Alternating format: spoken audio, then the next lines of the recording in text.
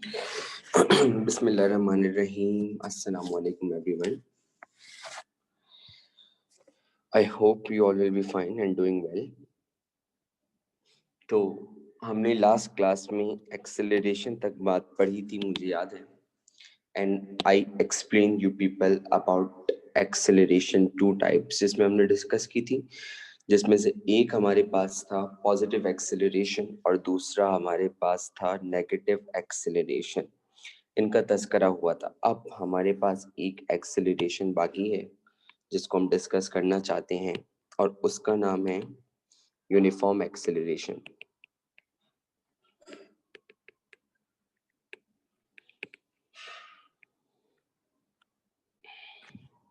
What I told you about acceleration कि acceleration के लिए वेलोसिटी में चेंज आना ज़रूरी है।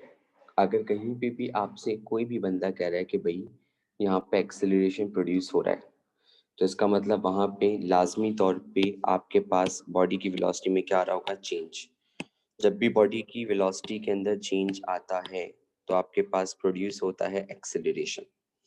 यूनिफॉर्म एक्सेलरेशन में वेलोसिटी में चेंज इस तरीके से आता है कि बॉडी के अंदर पैदा होता है इक्वल चेंज इन वेलोसिटी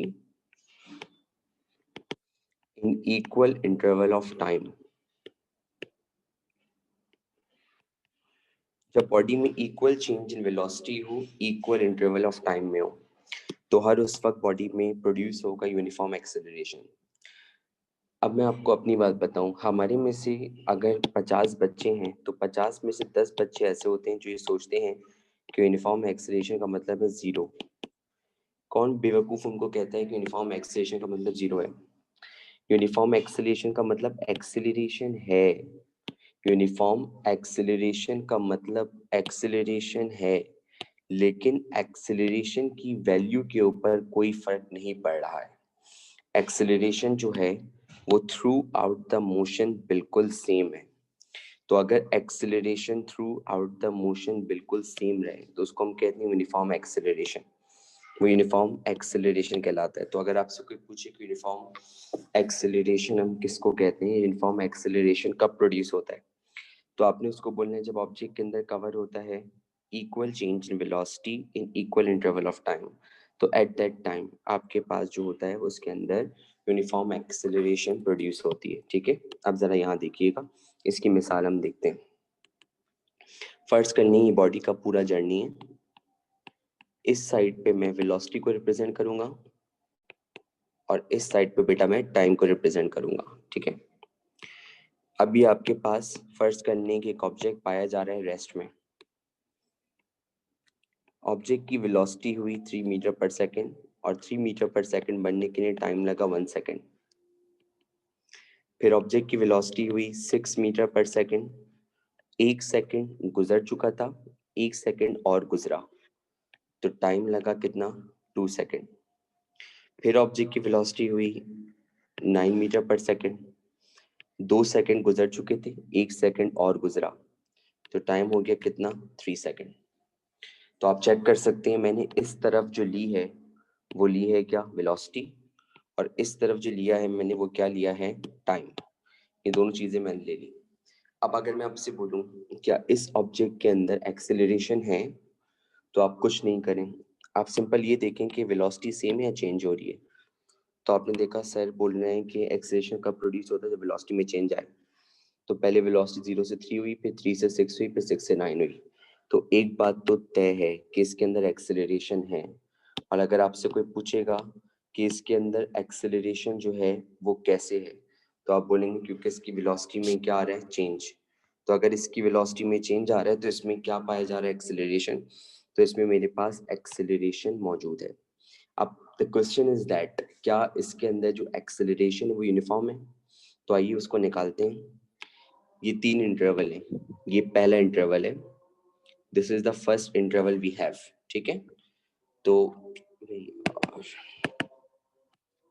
मैंने अब एक्सेलरेशन निकाला। एक्सेलरेशन बराबर होता है V F minus V I upon T. ठीक है, अब ये वाला जो साइड है ना, ये वेलोसिटी का साइड है। This is V I and this is V F. एक आपके पास है वी आई और एक आपके पास क्या है, वी एफ। तो वी आई कितना है 0, वी एफ कितना है 3, तो हमने लिखा 3 माइनस 0। एक तो मुझे कब तक बच्चे ऐड करने पड़ेंगे, ये बात मुझे समझ में नहीं आ रही क्योंकि मुस्तकिल इंटरप्शन हो रही है।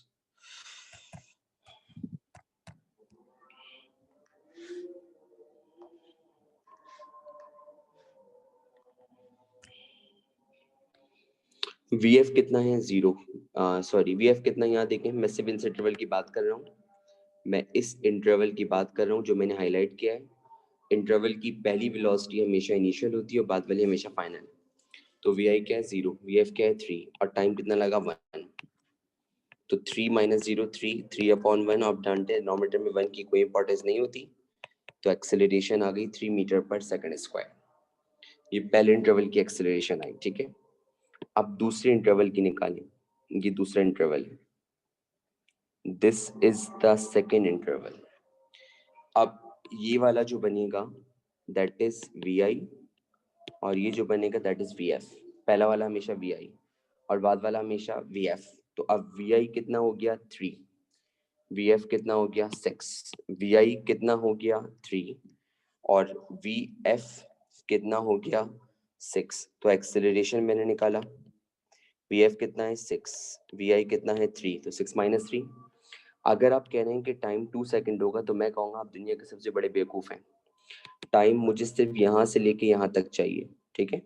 तो 1 सेकंड ऑलरेडी गुजर चुका था, 1 सेकंड और गुजरा था, तब जाके टाइम कितना बना था 2 सेकंड। ये जो 2 सेकंड का टाइम दिया है ना, ये शुरू से लेके यहाँ तक है। यहाँ देखें येलो कलर से हाईलाइट कर रहा हूँ, ये शुरू से लेके यहाँ तक का टाइम है 2 सेकंड। 1 सेकंड का टाइम शुरू से लेके यहाँ तक है और 3 सेकंड का टाइम शुरू से लेके यहाँ तक है। मुझे जो टाइम चाहिए वो सिर्फ इंटरवल का टाइम चाहिए। 1 सेकंड गुजर चुका था, तो पहले इंटरवल का टाइम 1 सेकंड था। दूसरे इंटरवल का टाइम 2 सेकंड नहीं है, दूसरे इंटरवल तक टाइम 2 सेकंड है। तो 1 सेकंड पहले गुजर चुका था, 1 सेकंड और गुजरा, तो आपके पास टाइम कितना बना 2 सेकंड। तो इसका मतलब 1 से 2 सेकंड बनने के लिए आपको कितने सेकंड लगे 1 सेकंड। या फिर आप इस तरीके से कहें, यहाँ टाइम 2 सेकंड, यहाँ टाइम 1 सेकंड, तो 2 माइनस 1 1 सेकंड, तो टाइम की वैल्यू अभी भी 1 सेकंड है। 6 माइनस 3, तो अगेन कितना बना 3 मीटर पर सेकंड स्क्वायर। इस तरीके से अगर मैं आखिरी वाले पार्ट की बात करूं, इस तरीके से अगर मैं आखिरी वाले पर डायग्राम में फिर बना दूंगा पीछे, उसका मुझे इतना मसला नहीं है, 10 बार बना दूंगा आप कहेंगे तो। अगर मैं आखिरी वाले पार्ट की बात करूं तो आखिरी वाला पार्ट ये वाला पार्ट है। अब जब आखिरी वाले पार्ट की बात होगी तो ये वाला जो है 6 ये बन जाएगा इनिशियल और ये वाला 9 बन जाएगा फाइनल। और 2 सेकंड गुजर चुके थे, 1 सेकंड और गुजरा तब जाके 3 बना। इसका मतलब थर्ड इंटरवल का टाइम 3 सेकंड नहीं है, थर्ड इंटरवल का टाइम वो है जो सिर्फ 2 से 6 से 9 तक बनने में लगा। तो 2 second have already been passed, इसका मतलब 1 सेकंड और लगा तब जाके कितना बना 3 सेकंड। तो अब जब इसका एक्सेलेरेशन निकलेगा तो 9 माइनस 6 और 2 से 3 बनने के लिए टाइम 1 सेकंड लगा, क्योंकि जब 2 में 1 ऐड करते हैं जब जाके 3 आता है। तो अगेन यहाँ पे टाइम कितना है 1 सेकंड, तो एक्सेलेरेशन कितनी आई 3 मीटर पर सेकंड स्क्वायर। अब आप चेक कर सकते हैं कि हर बार एक्सेलरेशन 3 मीटर पर सेकंड स्क्वायर, 3 मीटर पर सेकंड स्क्वायर, 3 मीटर पर सेकंड स्क्वायर आ रही है। तो इसका मतलब इसके अंदर कौन सी एक्सेलरेशन है, यूनिफॉर्म एक्सेलरेशन। तो यूनिफॉर्म एक्सेलरेशन के अंदर ऑब्जेक्ट कवर करता है equal change in velocity in equal interval of time. इसकी क्लियर पिक्चर मैं नेक्स्ट पेज पे बना रहा हूँ, वहां देख लें। ये 0 है, ये 3 मीटर पर सेकेंड, ये 6 मीटर पर सेकेंड, ये 9 मीटर पर सेकेंड। यहाँ टाइम 1 सेकेंड, यहाँ टाइम 2 सेकेंड और यहाँ टाइम 3 सेकेंड्स, ठीक है। This is velocity and this is time. एक आपके पास वेलोसिटी है और एक आपके पास टाइम, और मैं यहाँ पे लिख रहा हूँ कि 1 से लेके 2 तक जो टाइम लगा वो 1 सेकेंड है और 2 से लेके 3 तक भी जो टाइम लगा वो 1 सेकेंड है। और इस तरीके से अब जब आप इनकी वेलोसिटीज कैलकुलेट करेंगे या इनका टाइम कैलकुलेट करेंगे, एक्सेलरेशन कैलकुलेट करेंगे, तो वो उसी इंटरवल का लेंगे जिस तरीके से मैंने पीछे आपसे बात करी थी ऐसे।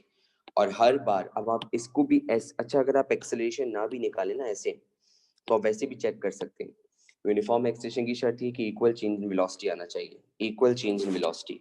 पहले इस येलो वाले की बात करें तो equal change in velocity, change in velocity निकलता है फाइनल माइनस इनिशियल। इनिशियल कितना है 0, फाइनल कितना है 3, 3 माइनस 0, आंसर आया 3 मीटर पर सेकेंड, ठीक है। अब बात करें ग्रीन वाले की, change in velocity. Final minus initial. अब इनिशियल कितना हो गया 3, ग्रीन कर रहा हूँ, और फाइनल कितना हो गया 6, तो 6 माइनस 3 3 मीटर पर सेकेंड। अब बात करेंगे किसकी, ब्लू वाले की। तो जब ब्लू वाले की बात करी, अब इनिशियल कितना हो गया 6, फाइनल कितना हो गया 9, 9 माइनस 6 कितना बना 3 मीटर पर सेकेंड। तो इक्वल चेंज इन वेलोसिटी। अब टाइम भी देख लें, यहाँ से लेके यहाँ तक भी 1 सेकेंड, 1 से 2 तक बनने में भी 1 सेकेंड, 2 से 3 तक बनने में भी 1 सेकेंड। तो इक्वल चेंज इन वेलोसिटी अकर हो रहा है इक्वल इंटरवल ऑफ टाइम में, तो इसका मतलब this is moving with uniform acceleration. तो यूनिफॉर्म एक्सेलरेशन के अंदर ऑब्जेक्ट में हमेशा इक्वल चेंज इन वेलोसिटी होगा, और इक्वल चेंज इन वेलोसिटी अकर होगा इक्वल इंटरवल ऑफ टाइम में। तो हर सूरत ऑब्जेक्ट में प्रोड्यूस होगा यूनिफॉर्म एक्सेलरेशन। तो ये यूनिफॉर्म एक्सेलरेशन की बात थी। जब जब यूनिफॉर्म एक्सेलरेशन का ग्राफ बनता है, तो आपने यहाँ पे देख लिया कि equal change in velocity equal interval of time में कवर हो रहा है। तो यूनिफॉर्म एक्सेलरेशन, साल गुजर जाते हैं लेकिन हम लोगों के दिमाग अक्सर काम करना छोड़ देते हैं एट दैट टाइम जहाँ उनका काम करना बहुत बेटा जरूरी होता है। एक्सेलरेशन कोई भी वेलोसिटी में चेंज लाजमी आएगा, ये बात मैं बार बार बोल चुका हूँ आपसे। तो अगर यूनिफॉर्म एक्सेलरेशन है तो इसका मतलब इसकी वेलोसिटी में चेंज लाजमी आ रहा होगा। कुछ हद तक हम कह सकते हैं कि एक्सेलरेशन ड्यू टू ग्रेविटी जो है वो एग्जाम्पल होती है यूनिफॉर्म एक्सेलरेशन की, अगर उसके अंदर वेरिएशन को निगलेक्ट कर दिया जाए। एक्सेलरेशन ड्यू टू ग्रेविटी यानी कि आप जानते हैं, आप सबने पढ़ा हुआ है 9 matric first year second year, 9.8 metre पर सेकंड स्क्वायर होता है, जिसको डिनोट करते हैं जी से, या फिर 10 मीटर पर second square. That is an example of uniform acceleration. तो जब body acceleration due to gravity से मूव करती है तब भी उसकी वेलोसिटी के अंदर चेंज आता है। जब body acceleration due to gravity से मूव करती है तब भी उसकी वेलोसिटी में चेंज आता है। अगर वो वेलोसिटी के अंदर चेंज आपके पास इक्वल आ रहा है, इक्वल इंटरवल ऑफ टाइम में आ रहा है, तभी जाके उसके अंदर सेम एक्सेलरेशन प्रोड्यूस होता है, और उसको हम बोलते हैं आपके पास 9.8 मीटर पर सेकंड स्क्वायर या 10 मीटर पर सेकंड स्क्वायर। तो याद रखिएगा एक्सेलरेशन ड्यू टू ग्रेविटी जो होती है वो आपके पास एक एग्जाम्पल ली जा सकती है अर्थ के करीब करीब यूनिफॉर्म एक्सेलरेशन की, वरना एक्सेलरेशन ड्यू टू ग्रेविटी के अंदर भी चेंज आता है लेकिन वो बहुत ऊपर जाके आता है, तो उसको हम निगलेक्ट कर देते हैं। तो इसलिए हम कहते हैं कि अर्थ के करीब करीब जो बॉडी है वो सेम एक्सेलरेशन से मूव करती है अगर वो ग्रेविटी एक्सेलरेशन से मूव कर रही है तो, और वो यूनिफॉर्म एक्सेलरेशन की एग्जांपल कंसीडर की जा रही होती है। ठीक है, अब अगर बात की जाए यूनिफॉर्म एक्सेलरेशन की, तो यूनिफॉर्म एक्सेलरेशन का जब जब ग्राफ बनता है वेलोसिटी और टाइम के बीच में, तो वो हमेशा आपके पास स्ट्रेट लाइन आता है। नोट कर लें, यूनिफॉर्म एक्सेलरेशन का ग्राफ हमेशा स्ट्रेट लाइन आएगा, that will be passing through the origin. Uniform acceleration का जो ग्राफ आएगा वो हमेशा स्ट्रेट लाइन आएगा, और इस लाइन का हम एंगल लेते हैं हमेशा पॉजिटिव एक्स एक्सिस से। इस लाइन का जो हम एंगल लेते हैं वो हमेशा लेते हैं पॉजिटिव एक्स एक्सिस से।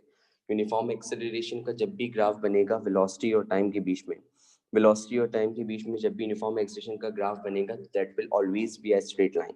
और हमेशा आपके पास एक स्ट्रेट लाइन ग्राफ आएगा। Whenever a graph is drawn for uniform acceleration, then it will always be a straight line passing through the origin, और वो आपके पास origin से पास हो रहा होगा। और जब जब आपके पास निकाला जाएगा स्लोप, जब जब आपके पास निकाला जाएगा इसका स्लोप, तो स्लोप आपको देगा यूनिफॉर्म एक्सेलरेशन। तो आप एक सिंपल सा जुमला लिख लें, slope of velocity time graph, slope of velocity time graph represents an acceleration. Slope of velocity time graph represents an acceleration. Slope of velocity time graph represents an acceleration. Velocity time graph का जो slope होता है वो acceleration को represent करता है। Velocity time graph का जो slope होता है वो acceleration को represent करता है। Acceleration और slope आप जानते हैं किसके बराबर होता है, टेंजेंट थीटा, तो वो टेंजेंट थीटा के बराबर होगा। तो इसलिए याद रखिएगा जब भी आप वेलोसिटी टाइम ग्राफ का स्लोप निकालेंगे तो वो एक्सेलरेशन को रिप्रेजेंट करेगा। तो ये जुमला मैंने कोई 5 बार बोल दिया, ठीक है, इसको याद रखिएगा। और जिस तरीके से पिछले लेक्चर से मैंने आपको पढ़ाया था, डिस्प्लेसमेंट टाइम ग्राफ का जो स्लोप होता है वो आपके पास रिप्रेजेंट करता है किसको, वेलोसिटी को। उस तरीके से वेलोसिटी टाइम जो आपके पास स्लोप होता है वो रिप्रेजेंट करता है एक्सेलरेशन को। जो जिसका फॉर्मूला बनाएगा वो उसी का स्लोप देगा। अगर डिस्प्लेसमेंट और टाइम में इन दोनों से में मिलती है वेलोसिटी, तो डिस्प्लेसमेंट टाइम का जो ग्राफ होगा उसका जो स्लोप होगा वेलोसिटी के बराबर होगा। और वेलोसिटी और टाइम रिलेट करते हैं एक्सेलरेशन को, तो वेलोसिटी और टाइम का जो स्लोप होगा वो एक्सेलरेशन को रिप्रेजेंट करेगा। और अगर आपने पिछला लेक्चर रिवाइज नहीं किया हुआ तो that is not my fault at all.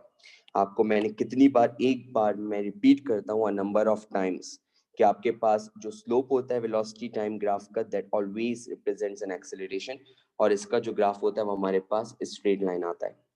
जबकि अगर बात की जाती है आपके पास वेरिएबल एक्सेलरेशन की, सुन लें, अगर बात की जाती है आपके पास वेरिएबल एक्सेलरेशन की, तो वेरिएबल एक्सेलरेशन ऑब्वियसली बात है उस वक्त प्रोड्यूस होता है जब या तो आपके पास बॉडी में वेलोसिटी का चेंज सेम हो और टाइम सेम ना हो, यानी कि ऑब्जेक्ट के अंदर पाया जाए equal change in velocity in unequal interval of time. अगर ऑब्जेक्ट के अंदर पाया जा रहा है equal change in velocity in unequal interval of time, और vice versa. Vice versa means उसका बिल्कुल ऑपोजिट। अगर चेंज इन वेलोसिटी सेम है और टाइम इंटरवल जो है वो आपके पास डिफरेंट है, इक्वल इंटरवल ऑफ टाइम। मेरे लिखे हुए से ज्यादा मेरे बोलने पे जोर दिया करें, अक्सर और बेशतर मैं लिख गलत देता हूँ। तो जब आपके पास इक्वल चेंज इन वेलोसिटी पाया जाए अनइक्वल इंटरवल ऑफ टाइम में, तो उसके अंदर वेरिएबल एक्सेलरेशन प्रोड्यूस होता है, उसके अंदर हमेशा वेरिएबल एक्सेलरेशन प्रोड्यूस होगा। अब ऑब्वियसली बात है ना, जब इन दोनों में से कोई एक कंडीशन भी पूरी नहीं होगी, जब इन दोनों में से कोई एक कंडीशन भी पूरी नहीं होगी, तो ऑटोमेटिकली वो यूनिफॉर्म नहीं रहेगा, then it would become variable, तो आपके पास वेरिएबल हो जाएगा। तो इसलिए अगर आपके पास वेलोसिटी में चेंज सेम है और टाइम सेम नहीं है, या अगर टाइम सेम है और वेलोसिटी में चेंज सेम नहीं है, तो इसका मतलब उसके अंदर वेरिएबल एक्सेलरेशन है। हर वो चीज जिसके साथ वेरिएबल का वर्ड जुड़ जाए वो कभी भी स्ट्रेट लाइन नहीं हो सकता।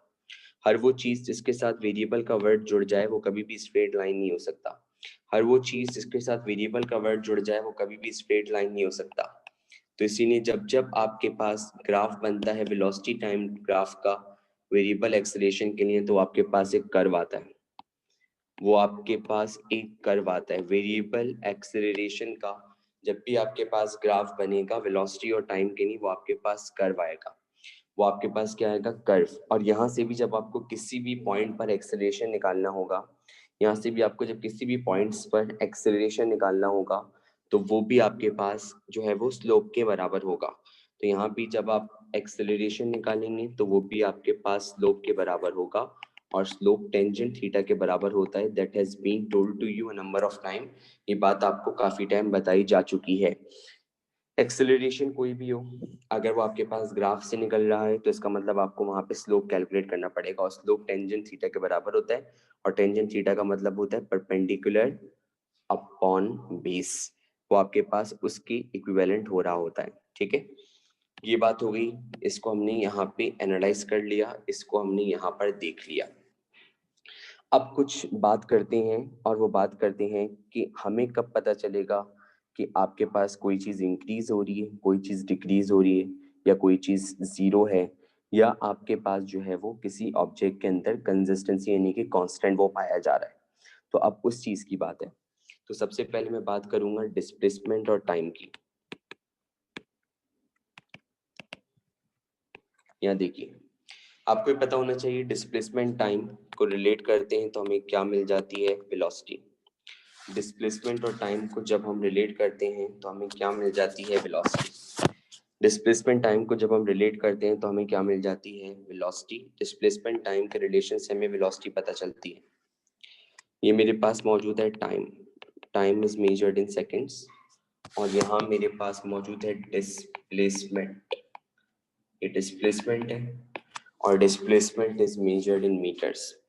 तो एक मेरे पास मौजूद है टाइम, टाइम जो है वो सेकंड्स में मेजर होता है, और एक मेरे पास मौजूद है डिस्प्लेसमेंट, डिस्प्लेसमेंट मेरे पास जो है वो मीटर से मेजर होता है। ठीक है, सबसे पहले अगर मैं बात करूं कि मेरे पास जो है वो एक लाइन ऐसी आ रही है, ऐसी, तो अगर मैं आपसे बात करूं कि ये लाइन आपको क्या दे रही है, ठीक है, अब आपके जहन में ये मेरे पास है लाइन ए।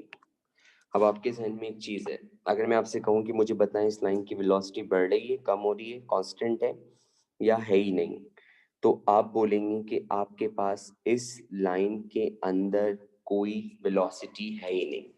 क्यों नहीं है? क्योंकि यहाँ पे आपके पास इसकी वेलोसिटी कहलाएगी कितनी, जीरो। जब जब आपके पास कोई भी एक स्ट्रेट लाइन आएगी तो आप एक बात चेक कर सकते हैं कि टाइम तो बढ़ रहा है, डिस्प्लेसमेंट की वैल्यू पे तो कोई फर्क ही नहीं पड़ रहा। अगर मैं यहाँ पे ये लाइन बना दूं, ये लाइन में यहाँ बना दूं, ये लाइन में यहाँ बना दूं, ये लाइन में यहाँ बना दूं, भाई आपको मैं कितनी बार ये बात बताऊं कि यहाँ पर टाइम की वैल्यू बढ़ रही है, लेकिन हर लाइन के लिए डिस्प्लेसमेंट की वैल्यू पे कोई फर्क नहीं पड़ रहा।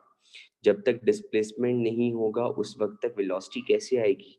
तो यहाँ तो कोई डिस्प्लेसमेंट है ही नहीं। अगर डिस्प्लेसमेंट होता तो मुझे डिस्प्लेसमेंट की वैल्यू में चेंज होता हुआ नजर आता, और यहाँ मुझे डिस्प्लेसमेंट की वैल्यू में कोई चेंज नजर ही नहीं आ रहा, तो इसका मतलब यहाँ पे वेलोसिटी क्या होगी, जीरो।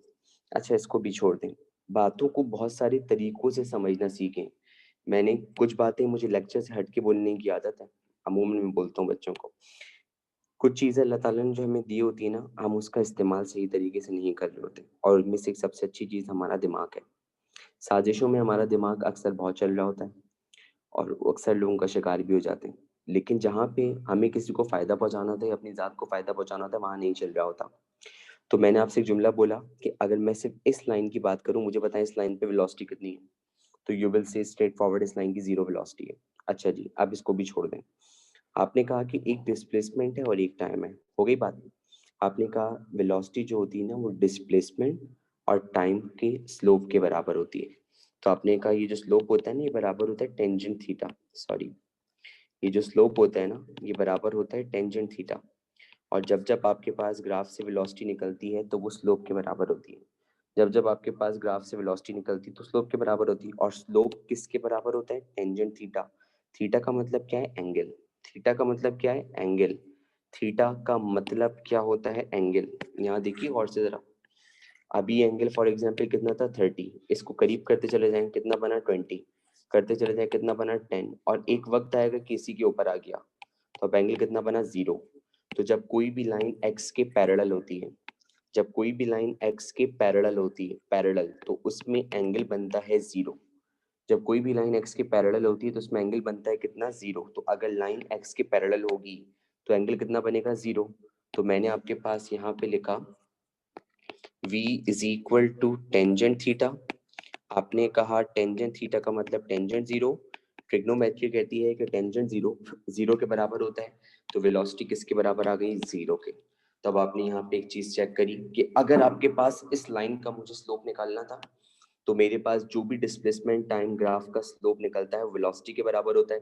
मुझसे पूछा जा रहा था, इसको मैं मिटा रहा हूँ, मुझसे पूछा जा रहा था भाई आप मुझे बताएं इस लाइन की वेलोसिटी कितनी है। आप सिंपल इसका स्लोप कैलकुलेट कर लेंगे। आपने कहा मैं स्लोप कैलकुलेट करूंगा, मुझे आराम से वेलोसिटी पता चल जाएगी। स्लोप किसके बराबर होता है, टेंजेंट थीटा। आपने कहा ये लाइन एक्स के पैरेलल है तो थीटा कितना बनेगा, zero. Tangent theta, theta zero आ गया, और टेंजेंट जीरो जीरो होता है तो इसका मतलब आपके पास इसकी वेलोसिटी होगी जीरो। तो अब मैं दोबारा लिख रहा हूँ, this gives you zero velocity. यहाँ पे आपके पास जीरो वेलोसिटी जाएगी, और ये लाइन एक ही बात थी। ठीक है भाई, ये बात हमें क्लियर हो गई। अब अगर मैं आपसे ये बोलूं कि ये जो स्ट्रेट लाइन मैं बना रहा हूँ, ये आपके पास कौन सी वेलोसिटी देगी, तो अब आप इसको बोल सकते हैं कि जब जब आपके पास डिस्प्लेसमेंट टाइम का ग्राफ स्ट्रेट लाइन आता है तो वो आपको देता है यूनिफॉर्म वेलोसिटी। तो ये आपके पास आएगी यूनिफॉर्म वेलोसिटी। यूनिफॉर्म वेलोसिटी के अंदर आपके पास हमेशा ग्राफ आएगा स्ट्रेट लाइन। अगर आपके पास कर्व आ जाए, अब कर्व भी दो तरीके के हो सकते हैं, या तो कर्व होगा देखें ऐसा, या कर्व होगा ऐसा, इसके अलावा कोई और कर्व नहीं हो सकता। अब अगर किसी ने ये कहा ऐसा हो सकता है, तो ये हमारी जिंदगी तो हो सकती है, लेकिन ये कर्व नहीं हो सकता कभी ऊपर नीचे, ठीक है। तो ये कर्व नहीं हो सकता। तो कर्व मेरे पास जो हुआ, जहाँ था मैं, यहाँ पर, तो कर्व मेरे पास दो ही हो सकते हैं। तो एक कर्व मैं बना रहा हूँ ग्रीन से ऐसा, और एक कर्व मैं बना रहा हूँ ब्लू से ऐसा। तो अगर आपके पास ये ग्रीन वाला कर्व आएगा तो ये आपको देगा हमेशा इंक्रीजिंग वेलोसिटी। आपने शेप देखकर पहचानना होगा, ये आपको देगा हमेशा इंक्रीजिंग वेलोसिटी। और अगर आपके पास ये ब्लू वाला कर्व आएगा तो ये आपको देगा डिक्रीजिंग वेलोसिटी। यहाँ से आपको मिलेगी डिक्रीजिंग वेलोसिटी।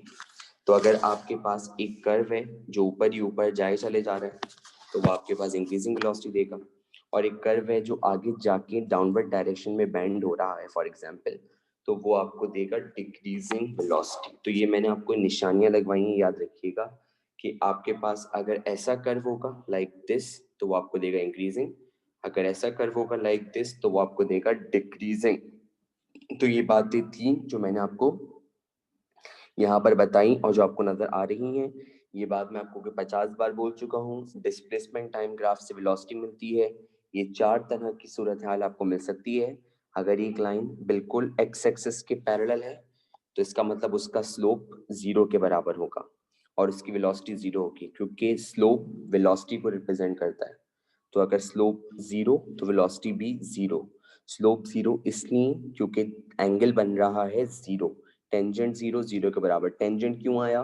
पिछले 2 लेक्चर से पढ़ा रहा हूँ, स्लोप का मतलब होता है टेंजेंट थीटा, तो टेंजेंट 0 0 के बराबर। और उसके साथ साथ आपके पास बाकी की जो 3 है वो या तो स्ट्रेट लाइन होगा या कर्व होगा, जो आपके पास इंक्रीजिंग बैंड अपवर्ड और इंक्रीजिंग बैंड डाउनवर्ड हो सकता है। इसके मुझे वर्ड्स प्रॉपर तरीके से नहीं आते, मैंने सिर्फ इनको शेप से मतलब लर्निंग की भी इनकी।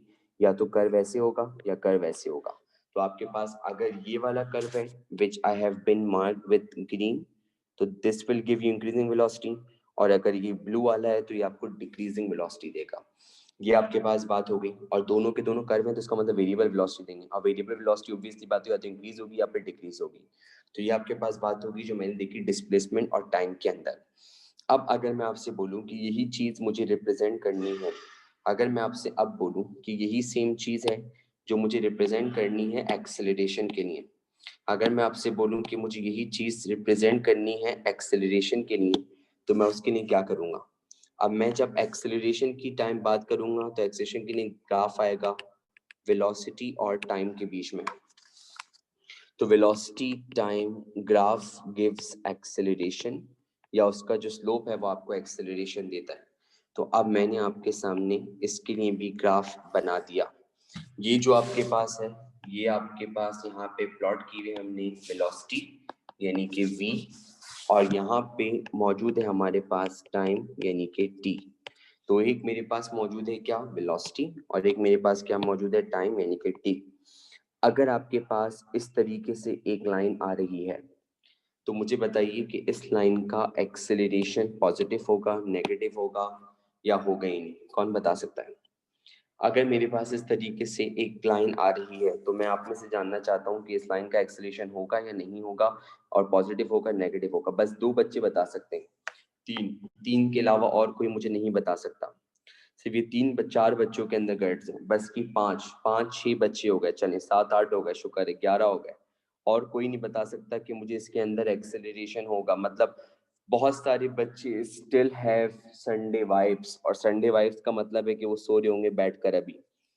तो इसका मतलब मुझे बहुत सारे बच्चे अभी भी नहीं बता रहे हैं। अब्दुल समी ने सबसे पहले हाथ उठाया था, तो I would like to ask him. जी बेटा। सर अस्सलाम वालेकुम। वालेकुम सलाम बेटा। सर जब इसकी वेलोसिटी 0 होगी तो इसमें एक्सेलरेशन नहीं होगा, क्योंकि एक्सेलरेशन की लॉ है कि एक वेलोसिटी चेंज होनी चाहिए। ओके ओके, सोफिया बताइए मुझे क्या कहना चाह रही है? सर यहाँ एक्सेलरेशन 0 होगी क्योंकि वेलोसिटी चेंज नहीं हो रही। एक्सीलेंट, थैंक यू बेटा। यहाँ पे आपके पास जो पहले वाले अब्दुल समी बेटा, आपने बात ठीक बोली थी लेकिन आपने गलत वर्ड यूज किया था। आपने कहा था वेलोसिटी 0 होगी। वेलोसिटी बेटा 0 नहीं है, वेलोसिटी है। वेलोसिटी बेटा यहाँ पे 0 नहीं है, वेलोसिटी आपके पास है। For example if it's 1, if it's 2, if it's 3, if it's 4 और इफ इट्स 5, तो वेलोसिटी तो एग्जिस्ट कर रही है 5, लेकिन वेलोसिटी में बेटा कोई चेंज नहीं आ रहा। अगर वेलोसिटी में कोई चेंज नहीं आएगा तो ऑब्वियसली बात है बेटा इसका एक्सेलरेशन क्या होगा? 0। तो इसका मतलब है कि यहाँ पे आपके पास होगा 0 एक्सेलरेशन।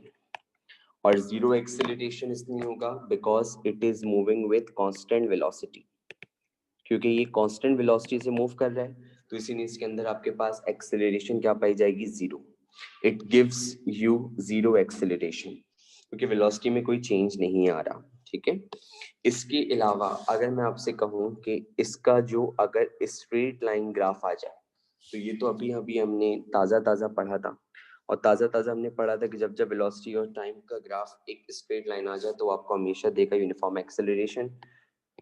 तो this will give you uniform acceleration, या आपको यूनिफॉर्म एक्सेलरेशन देगा। इसमें आपके पास यूनिफॉर्म एक्सेलरेशन आएगा। और अगर आपसे कोई बोले कि वेरिएबल एक्सेलरेशन के ग्राफ बना दें, तब आप दो बोलेंगे।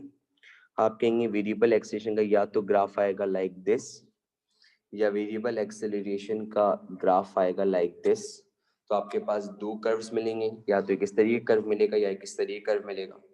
तो अगर ग्रीन वाले की बात करें तो that will give you an increasing acceleration, या आपको इंक्रीजिंग एक्सेलरेशन देगा। और अगर ब्लैक वाले की बात करें तो that will give you decreasing acceleration, वो आपको डिक्रीजिंग एक्सेलरेशन देगा। तो एक आपको देगा इंक्रीजिंग एक्सेलरेशन और एक आपको देगा decreasing acceleration.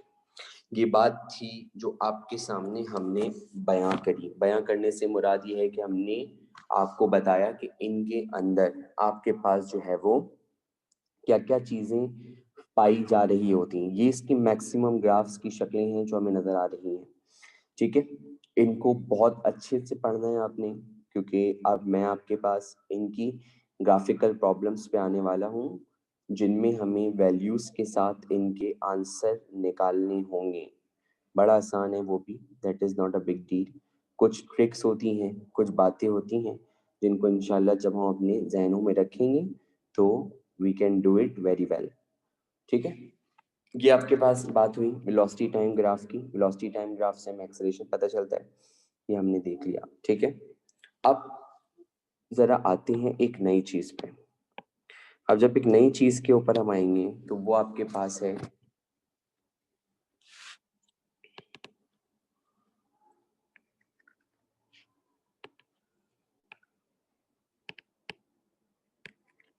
Magnitude of area.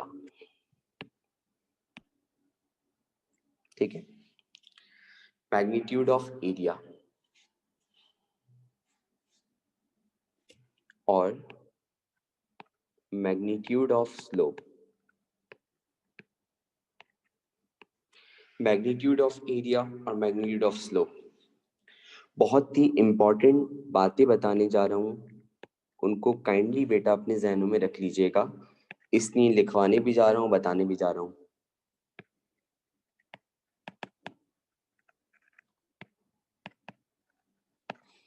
क्योंकि आप में से मेजॉरिटी बच्चे प्री मेडिकल के हैं, तो उनको मैं कुछ बताना चाहता हूँ। मैथमेटिक्स में स्लोप को ग्रेडियंट भी कहते हैं। ठीक है, बड़ा बड़ा लिख रहा हूँ, बड़ा बड़ा, ताकि बच्चों को याद रहे कि सर ने इस तरह बड़ा बड़ा भी लिखा था, क्योंकि मैं यही इंसान हूँ, मैं ऐसा ही हूँ। मैथमेटिक्स में स्लोप को ग्रेडियंट भी कहते हैं। ठीक है, और ये हम लोग हैं जो कि उर्दू को भी इंग्लिश में लिखते हैं, तो हमारा मुकाबला कौन कर सकता है। मैथमेटिक्स में स्लोप को ग्रेडियंट भी कहते हैं। तो अगर हम स्लोप की बात कर रहे हैं और हम मिटा भी देते हैं, देखिए चलिए मिटा रहा हूँ ना मैं, ये हम लोग ही हैं जो गलतियां भी करते हैं और फटाफट गलतियों को सुधारते भी हैं। तो मैथमेटिक्स में स्लोप को हम ग्रेडियंट भी कहते हैं। तो हमारे पास एक तरफ बात हो रही ग्राफ की, एक तरफ बात हो रही है स्लोप की, और एक तरफ बात हो रही है स्लोप के एरिया की। सबसे पहली चीज डिस्टेंस टाइम ग्राफ। इनका जो आपको स्लोप देगा वो आपको देगा स्पीड। इसके एरिया से हमें कुछ नहीं लेने देना। डिस्टेंस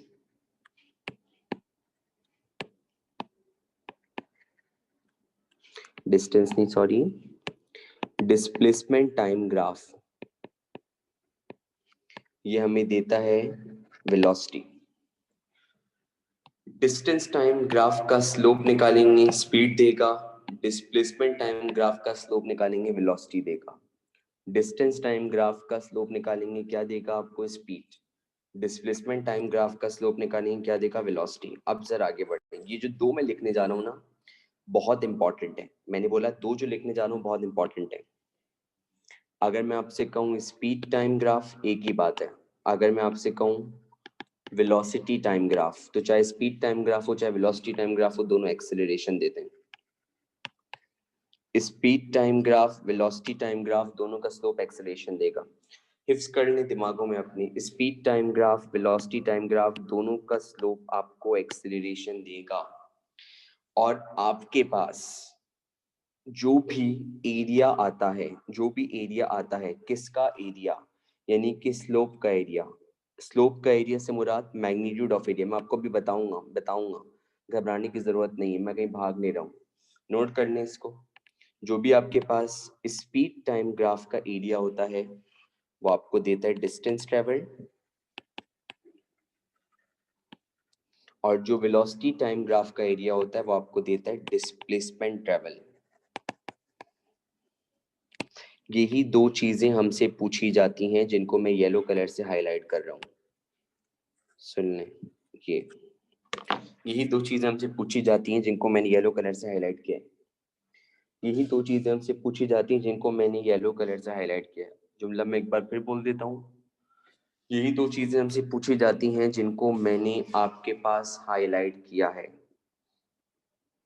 एक बार फिर जुमला बोल देता हूँ, यही दो चीजें पूछी जाती हैं जिनको मैंने हाईलाइट किया है, ठीक है। स्पीड टाइम ग्राफ का एरिया डिस्टेंस देगा, वेलोसिटी टाइम ग्राफ का एरिया डिस्प्लेसमेंट देगा। कैसे देगा, क्यों देगा, वो सब बात की बात है, just let it be for some time, छोड़ दें उसको। ये आपने बना लिया, ठीक है। डिस्टेंस टाइम, सबसे पहले बात कर लेते हैं स्लोप की। डिस्टेंस और टाइम को रिलेट करता है स्पीड, स्पीड स्लोप के बराबर हो जाएगी। डिस्प्लेसमेंट टाइम ग्राफ को रिलेट करती है वेलोसिटी, तो डिस्प्लेसमेंट टाइम का जो आपके पास ग्राफ होगा वो आपको देगा वेलोसिटी। और स्लोप, अगर आपसे मैं बात करूं स्पीड टाइम ग्राफ की, तो स्पीड टाइम ग्राफ आपके पास जो होगा वो आपको देगा एक्सेलरेशन, यानी कि उसका स्लोप जो एक्सेलरेशन के बराबर होगा। और वेलोसिटी टाइम ग्राफ का जो स्लोप होगा वो भी एक्सेलरेशन के बराबर होगा। अगर मैं आपसे बोलूंगा कि मुझे बताइए ऑब्जेक्ट ने कितना डिस्टेंस कवर किया ग्राफ में, या ऑब्जेक्ट ने कितना डिस्प्लेसमेंट कवर किया ग्राफ में, तो वो आपके पास जो निकलेगा वो उस वक्त जब आप उसका मैग्नीट्यूड कैलकुलेट करेंगे एरिया का। एरिया का मैग्नीट्यूड कैलकुलेट करने के लिए कुछ बातें हमें ध्यान में रखनी है, उनको देखते हैं। पहले तो सबसे पहले तो आप एक बात ध्यान में रख लें कि एरिया ऑफ स्क्वायर और एरिया ऑफ रेक्टेंगल, एस का मतलब स्क्वायर और आर का मतलब रेक्टेंगल, इन दोनों का फॉर्मूला होता है लेंथ इनटू ब्रेथ। एक ही फॉर्मूला होता है, area of square, area of rectangle, इन दोनों का फॉर्मूला होता है length into breadth. Area of square, area of rectangle, इन दोनों का फॉर्मूला हमारे पास होता है लेंथ इनटू ब्रेथ। ये दोनों लेंथ इनटू ब्रेथ के बराबर होते हैं। इस तरीके से एरिया ऑफ अ ट्राइंगल, उसका फॉर्मूला होता है half base into altitude. Area of a triangle, उसका फॉर्मूला होता है half base into altitude. Area of a triangle, उसका फॉर्मूला होता है हाफ बेस इनटू एल्टीट्यूड। आगे लिखें, लिखते रहें, when V I is equal to 0, when V I is equal to 0। एक और लिखें, area of a triangle is equal to half, बल्कि इसको ऐसे लिखें, Vf plus Vi upon 2 multiply by T, Vf plus Vi upon 2 multiply by T when Vi is not equal to 0, when Vi is not equal to 0, when Vi is not equal to 0। मैं आपको ये बातें अभी समझाऊंगा, फिलहाल जो बताया है उसको नोट कर लीजिए। फिलहाल जो बताया है उसको नोट कर लीजिए कि आपको क्या बात हमने अभी बताई है।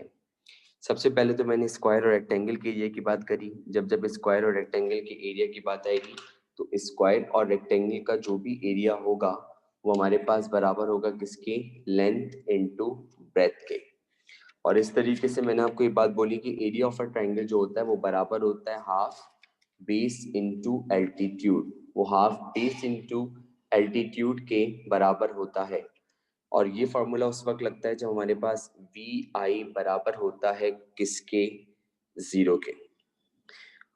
और जब आपके पास वी आई 0 ना हो तो फॉर्मूला बनता है आपके पास V F plus V I upon 2 into T. अब सबसे पहले क्वेश्चन नहीं करा रहा, ऑब्वियसली बात है, मैं आपको एक्सप्लेनेशन दूंगा, देखें गौर से।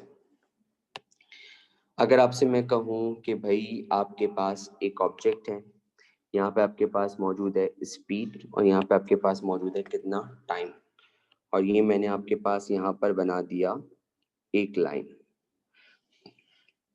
और ये इसका पॉइंट है। अगर मैं आपसे कहूँ कि आप मुझे बताइए कि इस ऑब्जेक्ट ने कितना डिस्टेंस कवर किया। इस ऑब्जेक्ट के अंदर स्पीड भी पाई जा रही है, इस ऑब्जेक्ट के अंदर टाइम भी पाया जा रहा है, ठीक है। तो याद रखिएगा, अगर मैं आपसे पूछूं कि इस ऑब्जेक्ट ने कितना डिस्टेंस कवर किया, तो अब जरा यहाँ देखिए क्या लिखवाया हुआ है मैंने, स्पीड और टाइम का जो मैग्नीट्यूड ऑफ एरिया होता है वो आपको बताता है डिस्टेंस ट्रेवल्ड। अब आपने ये देखना है इसके अंदर कितना एरिया आ रहा है, तो इसके अंदर ये इतना एरिया आ रहा है। जब मैं इस एरिया को कैलकुलेट कर लूंगा तो मुझे ये पता चलेगा कि इसने कितना डिस्टेंस ट्रेवल किया, ठीक है। स्पीड टाइम ग्राफ का जो शेडेड पोर्शन होता है या उसके अंदर जो भी एरिया आता है वो आपके पास कहलाता है उसका डिस्टेंस। क्या कहलाता है उसका डिस्टेंस।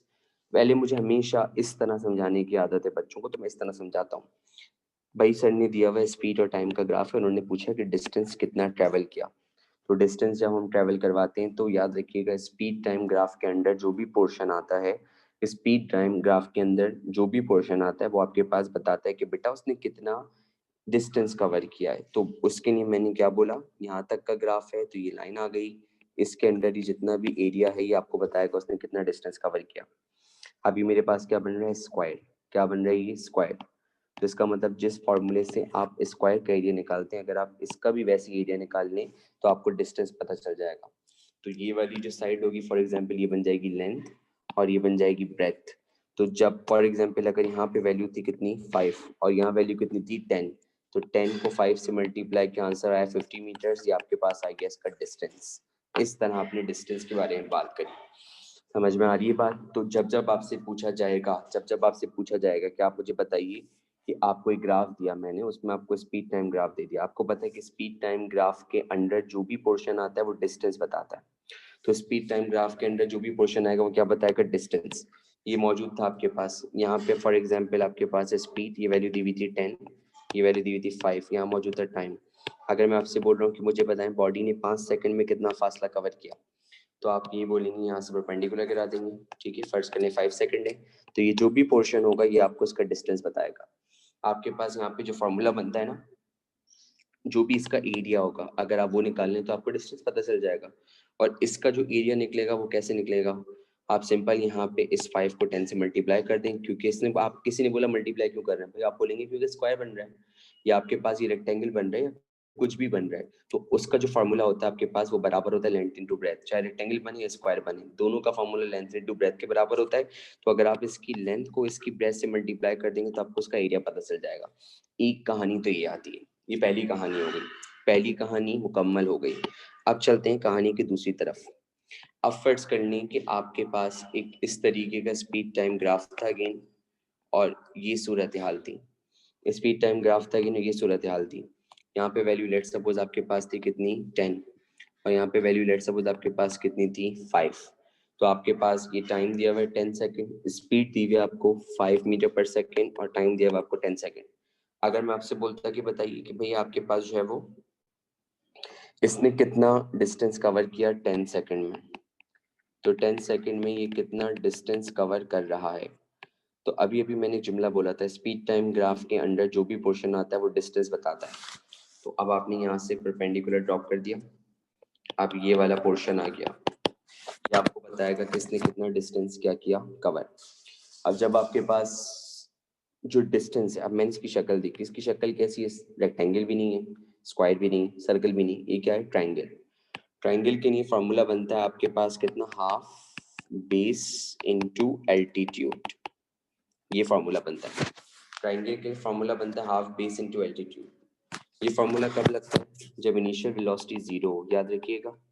जब आपकी इनिशियल वेलोसिटी 0 होगी ना तब आपको डिस्टेंस देगा हाफ बेस इनटू एल्टीट्यूड। तो जब इनिशियल वेलोसिटी 0 होती है तो फॉर्मूला बनता है हाफ बेस इनटू एल्टीट्यूड। तो मैंने लगा दिया हाफ।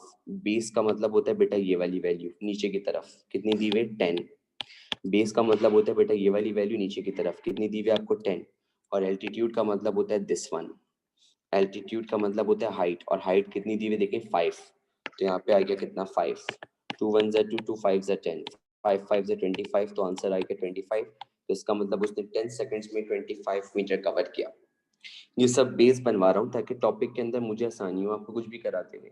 ये ना मैं डायरेक्ट क्वेश्चन कराना शुरू कर दूं और वो डायरेक्ट क्वेश्चन कराना मुझे खुद को महंगा पड़ जाए, तो वो मैं हरगिज नहीं चाहता। तो इसलिए पहले मैं हमेशा टॉपिक की बेस बनवाता हूँ और उसके बाद फिर मैं बच्चों को ना मतलब कुछ देता हूँ। अब नेक्स्ट वीक से हम लोग इंशाल्लाह ताला इसकी वर्कशीट करना शुरू कर देंगे, क्योंकि मैक्सिमम बातें कवर हो चुकी हैं जो आपको पढ़ाई जानी थी। तो आपने ये देखा कि आपके पास जो डिस्टेंस होता है वो बराबर होता है हाफ बेस इनटू एल्टीट्यूड। अब मैंने एक जुमला बोला कि ये फॉर्मूला हम कब लगाएंगे, ये फॉर्मूला हम उस वक्त लगाते हैं जब आपके पास वी आई 0 के बराबर हो। तो जब वी आई 0 के बराबर होती है तो हम फॉर्मूले को अप्लाई कर देते हैं। जब वी आई 0 नहीं होती तो हम नहीं अप्लाई कर सकते, उसके लिए हमारे पास कंडीशंस हैं। अब देखिए जरा मैं आपको बताता हूँ कि वी आई 0 कब नहीं होगी। अब जरा यहाँ देखिए, अगर फर्ज करने की ग्राफ था स्पीड टाइम का, वो ऐसा था,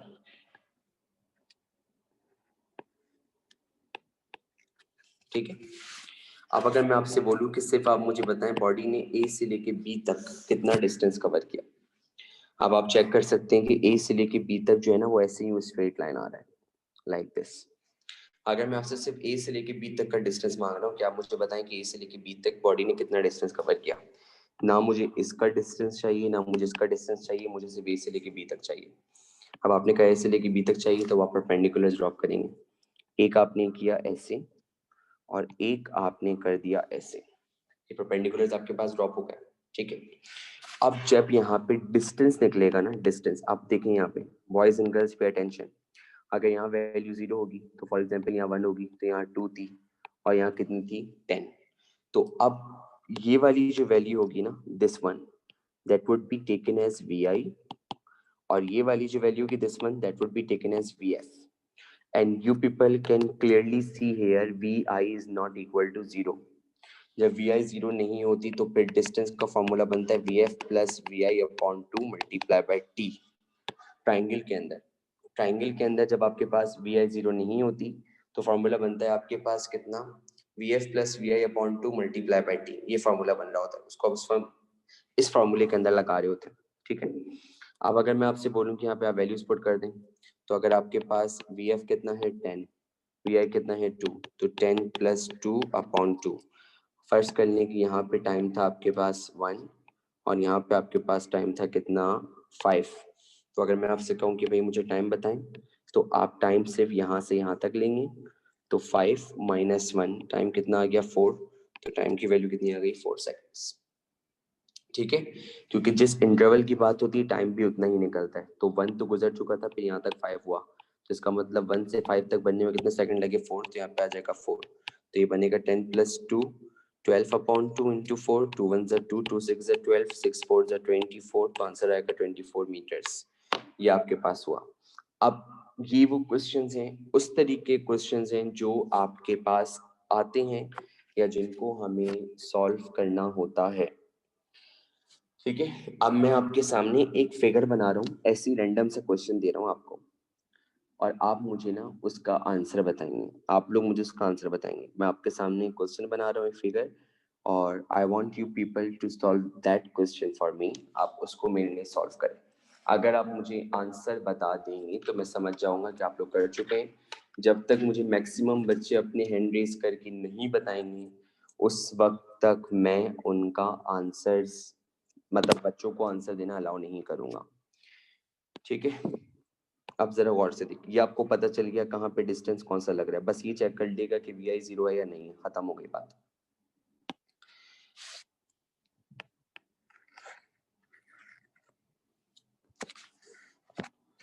this is a speed time graph, ठीक है। 1 2 3 4 5 6, 1 2 3 4। एक पॉइंट है 3 के बिल्कुल ऊपर 6 के सामने, एक है 2 के ऊपर 4 के सामने और एक है 1 के ऊपर 2 के सामने, and this is a straight line. 3 के ऊपर 6 के सामने, फिर आपके पास है 2 के ऊपर 4 के सामने और फिर 1 के ऊपर 2 के सामने, 3 के ऊपर 6 के सामने, 2 के ऊपर 4 के सामने, 1 के ऊपर 2 के सामने। आप मुझे बताइए कि हमारा ऑब्जेक्ट फर्स्ट 3 सेकंड में कितना डिस्टेंस कवर कर रहा है। Distance covered by an object in first 3 seconds। पहले 3 सेकंड में उसने कितना डिस्टेंस कवर किया। I am giving you in options 6 metre, 9 metre, 15 metre, 18 metres. चलें भाई, हाथ उठाना शुरू करें और जिस तरह मैंने पढ़ाया है मुझे आंसर चाहिए सबसे, मुझे आंसर सबसे चाहिए। मुझे सिर्फ पहले 3 सेकंड का, मैं सिर्फ ये देखना चाहता हूँ। मैं पूछूंगा बच्चों से, ऑब्वियसली बात है, आप में से किसी एक से, but I want to know कि आप में से कितने बच्चों ने मेरी बात को समझा और कितने बच्चों ने मेरी बात को नहीं समझा। मुझे सिर्फ जानना है कि पहले 3 सेकंड में ऑब्जेक्ट ने कितना डिस्टेंस कवर किया। जो आपके पास स्पीड टाइम ग्राफ का एरिया होता है वो डिस्टेंस को रिप्रेजेंट करता है। स्पीड टाइम ग्राफ का एरिया डिस्टेंस को रिप्रेजेंट करता है, तो पहले 3 सेकंड का जब आप एरिया निकालेंगे तो आपको डिस्टेंस पता चल जाएगा। सिर्फ 5 बच्चे और 6 7 हो गए। और कौन है? मैं I want to have more and more hands. इतना आसान है ये, जब आपको मैं करवाऊंगा तो आप कहेंगे इसमें तो कुछ था ही नहीं, ये हमसे क्यों नहीं हुआ। जी, और बहुत कम बच्चों के हाथ उठ रहे हैं और मुझे डिसअपॉइंटमेंट हो रही है। अब 2-3 बच्चे ऐसे मुझे नजर आ रहे हैं to home I was expecting that they would raise their hand but they are not. ये इतनी सारी यहाँ पे मौजूद है, मरियम नाम की लड़कियां, इनका हाथ नहीं उठ रहा। दुआ फातिमा का हाथ नहीं उठ रहा है, फातिमा ज़ही का हाथ नहीं उठ रहा है, सोफिया अफजाल का हैंड रेज नहीं हुआ अभी तक, तलहा अहमद का हैंड रेज नहीं हुआ, तैयबा कासिम का नहीं हुआ, जी जैनब अब्दुल करीम का भी नहीं हुआ। हैंड रेज कीजिए वरना मैं इसी तरह नाम लेके मुखातिब करूंगा बच्चों को। अच्छा जी, मैं 3 बच्चों से पूछूंगा, kindly keep your hand raised everyone. अपने हाथ को रेज रखिएगा, ठीक है। सारिम से मैं पूछूंगा पहले। जी सारिम। जी सर, इसका आंसर बी है, 9 मीटर्स है। इसका आंसर आपके पास है बी 9 मीटर्स। जज़ाकल्लाह बेटा। ओके, अब मैं इसका रीजन पूछूंगा और रीजन मैं पूछूंगा जरताशिया से। जरताशिया रीजन बताइए इसका। इन्होंने 9 मीटर बोला, क्या आप इस आंसर से एग्री करती हैं? जी सर। रीजन बताएं बेटे। सर एक तो वी आई हम 0 लेंगे और वी एफ हमारे पास 6 मीटर पर सेकेंड होगा, और हमने मतलब फर्स्ट 3 सेकेंड्स में पूछना था, तो जब हम वैल्यूज पुट करेंगे तो 0 + 6 डिवाइड बाय 2 3, और टाइम हमारे पास 3 सेकेंड्स है, तो मल्टीप्लाई करके 9 आ जाएगा। Good, thank you. कासिम आप बताइए।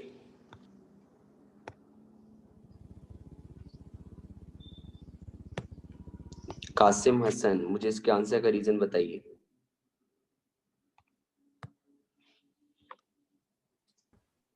अस्सलाम वालेकुम सर। वालेकुम सलाम बेटा। क्योंकि सर इसमें 3 सेकंड्स का टाइम गिवन है, तो अगर हम इसमें परपेंडिकुलर ड्रॉप करेंगे और जब परपेंडिकुलर ड्रॉप करने के बाद जब इसके दोनों की वैल्यूज को मल्टीप्लाई करेंगे तो फिर 9 मीटर आएगा, ठीक जो है, एरिया है उसका, area of magnitude. Thank you. चलिए भाई, अब जरा आप लोग देख लें। मैंने कहा था कि फर्स्ट 3 सेकंड में इसने कितना डिस्टेंस ट्रेवल किया, तो आपने परपेंडिकुलर ड्रॉप किया। ये आपके पास बन गया एक ट्राइंगल। ट्राइंगल का एरिया बनता है half base into altitude, simple तरीके से मैंने आपको बताया, ठीक है। और यहाँ पे आप देख सकते हैं कि 20 से ग्राफ ने लिया, ग्राफ का स्टार्टिंग पोर्शन है, तो यानी कि 0 बन रहा है। अब ये हाफ ऐसे ही आ गया, बेस ये होती है, कितनी बन रही है 3, तो यहाँ पे आ गया 3, और एल्टीट्यूड होता है ये, और ये दोनों बराबर होते हैं, तो यहाँ पे आ गया 6। 2 1 2, 2 3 6, 3 3 9 मीटर्स, तो आपके पास 9 मीटर इसका आंसर आ गया, नोट करें इसको। नेक्स्ट क्लास में वर्कशीट आपको सॉल्व करवाऊंगा, और अगर आप लोगों ने मुझे आंसर नहीं दिया तो मैं हर एक बच्चे को रैंडमली जो है ना वो यहाँ से क्या करूंगा, unmute, and I will conduct the answers. ठीक है, तो आपने क्लास में पार्टिसिपेट करना है, पार्टिसिपेट नहीं करेंगे तो फायदा नहीं होगा। अगर किसी को कोई लेक्चर से प्रॉब्लम है आज के, if anyone want to ask a question then you can. अगर किसी को कुछ पूछना है तो पूछ लें, वरना आप लोग नमाज के लिए मूव करिए, ऑलरेडी आपके पास 2 पास 2 हो चुके हैं भाई। तो किसी को कुछ पूछना है तो आप पूछ लीजिए, otherwise you can leave. If anybody want to ask anything then you can, otherwise you can leave. Danisha ji बेटा। Assalamu alaikum, sir. Am I audible? Yes, you are. Sir, before we did this question, we did another question where the answer was 24 meters. I had a question like when we were, drawing the perpendicular for finding out the triangle, could we do that like because when you drew it, so you had like a square and then a triangle. So is it possible that I find out the answer for square and then for the triangle and then I add them together?